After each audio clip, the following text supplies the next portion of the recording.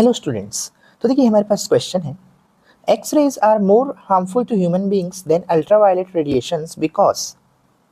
तो X rays human beings के लिए ज़्यादा हार्मफुल है अल्ट्रावायलेट रेडिएशन से, क्योंकि एक्स रेज, अब कुछ 4 ऑप्शन दिए गए हैं और क्यों ये बताया गया है। तो पहला लिखा हुआ है कि एक्स रे की फ्रीक्वेंसी लोअर होती है अल्ट्रावायलेट रेडिएशन से।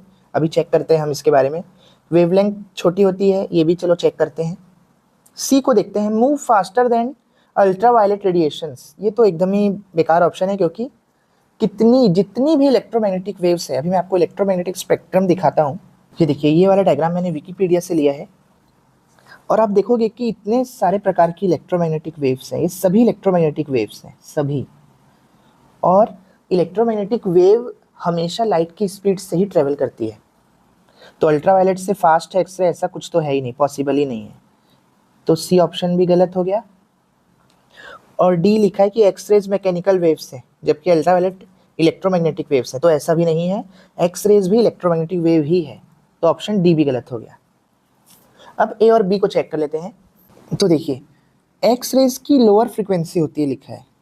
अब अगर आप ये फ्रीक्वेंसी वाले को देखो, फ्रीक्वेंसी वाले टेबल को, तो देखिए यहाँ एक्सरे की फ्रीक्वेंसी देखिए और यहाँ पर अल्ट्रावायलेट रे की फ्रीक्वेंसी देखिए। फ्रीक्वेंसी में आपको इसको नहीं देखना है, बल्कि इसको देखना है। अल्ट्रावायलेट की फ्रीक्वेंसी है 10⁻16 और एक्सरे की फ्रीक्वेंसी है 10⁻18। तो किसकी फ्रीक्वेंसी ज़्यादा हुई? जाहिर सी बात है, एक्सरेज की फ्रीक्वेंसी ज़्यादा हुई। जबकि यहाँ पे क्या लिखा है ऑप्शन ए में कि एक्सरे की फ्रीक्वेंसी कम है, इसलिए वो हार्मफुल है। तो एक्सरे की फ्रीक्वेंसी कम नहीं है, बल्कि अल्ट्रावायलेट की फ्रीक्वेंसी कम है। तो ऑप्शन ए भी गलत हो गया।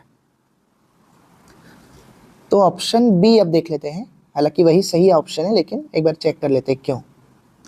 तो देखो, ऑप्शन बी में अगर आप वेवलेंथ देखो दोनों की, तो देखिए अल्ट्रावायलेट की वेवलेंथ थोड़ी ज़्यादा है और इसकी और भी ज़्यादा कम है।